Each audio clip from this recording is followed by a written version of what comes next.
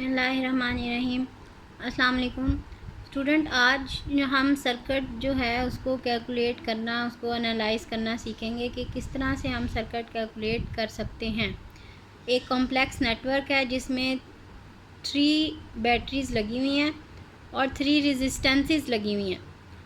हम ये example solve करते हैं और देखते हैं कि किस तरह से हम सर्किट जो है उसको हम उसकी इक्वेशन पहले बनाना सीखेंगे। कि सबसे पहले उसकी इक्वेशन बनाएंगे, उसको सॉल्व करके, और फिर हम उस इक्वेशन में वैल्यूज़ पुट करेंगे और करंट की वैल्यू जो है वो फाइंड आउट करेंगे।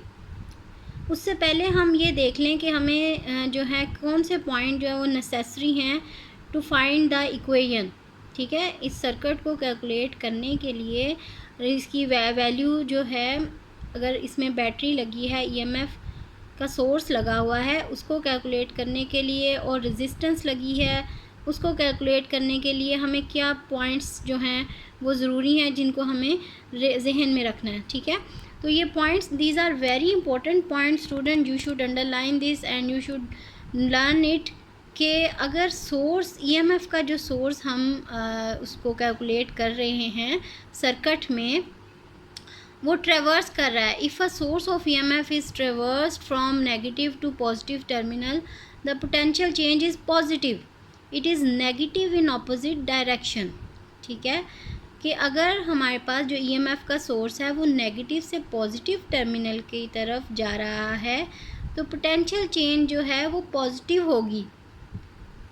देखें, पॉजिटिव से जा रहा है, नेगेटिव टू पॉजिटिव टर्मिनल जा रहा है, नेगेटिव से पॉजिटिव की तरफ जा रहा है अगर सोर्स जो है ईएमएफ का। ठीक है, ये तो पॉजिटिव से नेगेटिव की तरफ आ रहा है ना। अगर हम ये लूप लेते हैं एक, और एक ये लूप लेते हैं, अगर हमारा सोर्स जो है ईएमएफ का वो नेगेटिव से पॉजिटिव टर्मिनल की तरफ जा रहा है, तो मैंने आपको कहा था एक चीज़ ये हमेशा ज़हन में रखें कि अगर नेगेटिव से पॉजिटिव की तरफ जा रहा है, करंट की डायरेक्शन नेगेटिव से पॉजिटिव की तरफ है चार्ज की, तो इसका मतलब ये है कि यहाँ पे ये गेन कर रहा है एनर्जी।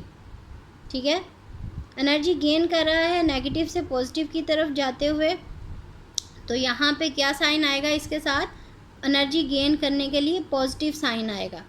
ठीक है, और अगर पॉजिटिव से नेगेटिव की तरफ ट्रेवर्स कर रहा है सोर्स, पॉजिटिव से की नेगेटिव की तरफ जा रहा है सोर्स, तो इसका मतलब वो एनर्जी लूज़ कर रहा है। नीचे आते हुए, नेगेटिव साइड पे आते हुए, पॉजिटिव हाई पोटेंशियल कंसीडर होता है, नेगेटिव लो पोटेंशियल कंसीडर होता है।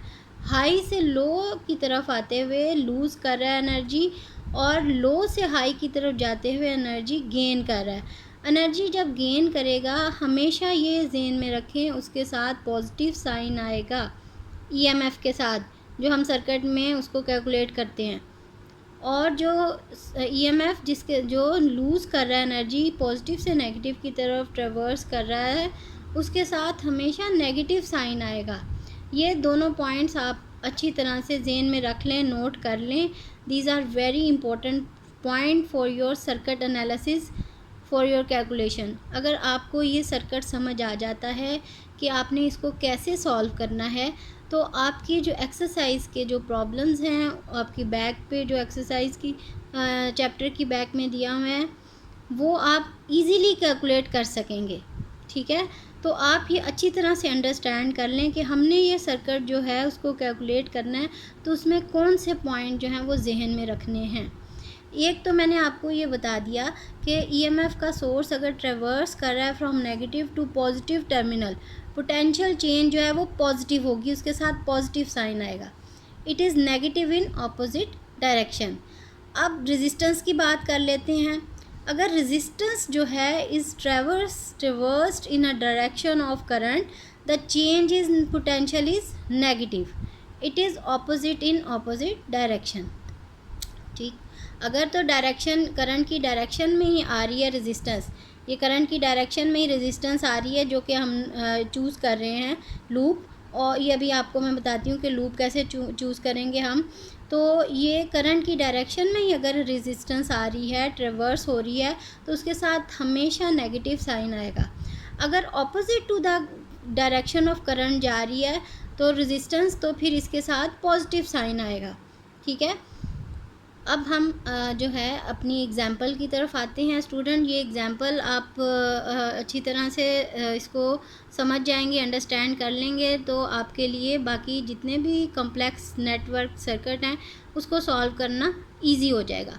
आई होप कि ये जो 2 पॉइंट्स हैं आपने इसको अच्छी तरह से ज़हन में रखा है और इसको लर्न करेंगे आप, तो आपके लिए सर्किट एनालाइज करना ईजी हो जाएगा। अब हम इसको सर्किट जो है इसको एनालाइज करेंगे, तो हम इसकी 2 इक्वेशन बनाएंगे। ठीक है, मैं आपको इक्वेशन बनाना सिखाती हूँ कि कैसे बनाएंगे, फिर उसमें वैल्यूज़ पुट करके और उसकी करंट की वैल्यूज़ जो है वो आप खुद निकालेंगे और फिर मुझे बताएंगे कि आपने इसको अच्छी तरह से आपको अंडरस्टैंड हुआ है कि नहीं। क्योंकि ये सॉल्व एग्जाम्पल है, ये सारा कुछ इसमें सॉल्व हुआ है।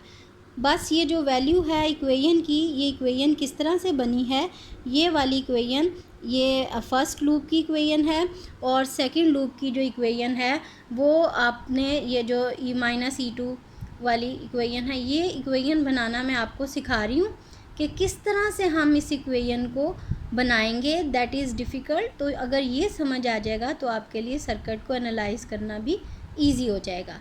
और फिर उसके बाद इसमें जस्ट आपने वैल्यूज़ पुट करनी है और वैल्यूज़ गिवन है। ठीक है, और आपने I1 और I2 की वैल्यू कैलकुलेट करनी है, तो आपको आंसर आ जाएगा। ठीक है, तो स्टूडेंट क्या है हमारी example, calculate the current in the 3 resistances of the circuit. हमने करंट की वैल्यू नोट करनी है। ये हमारे पास ये 3 रेजिस्टेंस R1, R2, R3। ठीक है, ये 3 रेजिस्टेंस हैं, इसके क्रॉस हमने करंट की वैल्यू मालूम करनी है। और जो EMF है बैटरी की वो E1, E2, E3, ये 3 EMF दी हुई हैं। सबसे पहले जब आपने सर्किट को कैलकुलेट करना है तो आपने लूप चूज़ करना है। ठीक है, चॉइस ऑफ लूप जो है वो आर्बिट्रेरी है, कोई सा भी आप लूप जो है क्लॉकवाइज या एंटी क्लॉकवाइज जो है वो चूज़ कर सकते हैं, और कोई सा भी आप किसी भी डायरेक्शन में आप ले सकते हैं। चाहे आप यहाँ से ABCD शुरू कर लें या यहाँ से ABCD शुरू कर लें, लेकिन हम जो सपोज़ करते हैं कि जो ग्रेटर है बैटरी की वैल्यू, वहाँ से हम लूप को स्टार्ट करते हैं। सपोज़ ये जो देखें यहाँ पे दी भी हुई है, वैल्यूज़ दी हुई है। यहाँ पे E1 की वैल्यू दी हुई है 40 वोल्ट दी हुई है, E2 की वैल्यू जो है वो 60 वोल्ट दी है, E3 की वैल्यू 50 वोल्ट दी हुई है। ठीक है, R1 10 ohm, R2 30 ohm, R3 जो है 15 ओहम, ये वैल्यूज़ दी हुई हैं। ठीक, तो हम कोई सा भी लूप जो है वो फर्स्ट चाहे आप ये वाला फर्स्ट चूज़ कर लें और यहाँ ABCD लिख लें। ठीक है, या आप ये वाला चूज़ कर लें लूप। ठीक है, कोई सा भी लूप आप पहले चूज़ कर लें, उसको I1, इसको I1 कह दें या इसको कह दें। हम क्या कर रहे हैं, हम इसको जो है चूज़ कर रहे हैं ABCDEF, ये हमने नाम रख लिए। ये भी आर्बिट्रेरी हैं, आप अपने हिसाब से इसको कैलकुलेट कर सकते हैं। ठीक है, अब ये लूप जो है, चॉइस ऑफ लूप जो है वो आर्बिट्रेरी है, लेकिन रेजिस्टेंस हर एक लूप में एक दफ़ा आनी चाहिए, शामिल होनी चाहिए। ठीक है, ये हमने 2 लूप चूज़ कर ली हैं, ABCDA, एक ये लूप है, और ABCFE। ठीक,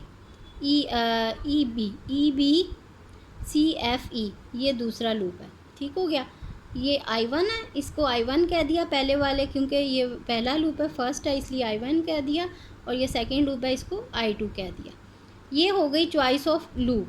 ठीक है, अब हम क्या करते हैं, करंट की डायरेक्शन जो है वो भी देखते हैं, क्लॉकवाइज रखनी है कि एंटी क्लॉकवाइज, ये भी आप अपने हिसाब से, आप अगर क्लॉकवाइज रखना चाहते हैं तो ये ज़हन में रखें, ये ज़रूरी है कि दोनों लूप जो हैं, दोनों सर्किट ये जो हैं बन रहे हैं लूप्स, इनमें I1 की डायरेक्शन या I2 की डायरेक्शन अगर आपने क्लॉकवाइज ली है तो दोनों में ही क्लॉकवाइज रखेंगे। अगर आपने एंटी क्लॉकवाइज चूज़ की है तो दोनों में एंटी क्लॉकवाइज रखेंगे। ऐसा नहीं है कि इसमें क्लॉकवाइज चूज़ कर ली, इसमें एंटी क्लॉकवाइज, ये नहीं होगा।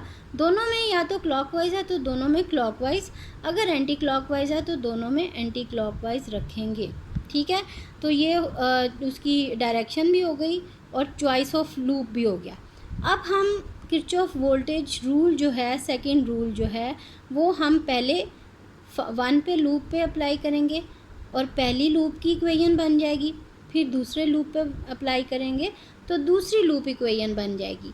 तो हम देखते हैं अब इक्वेशन कैसे बनती है।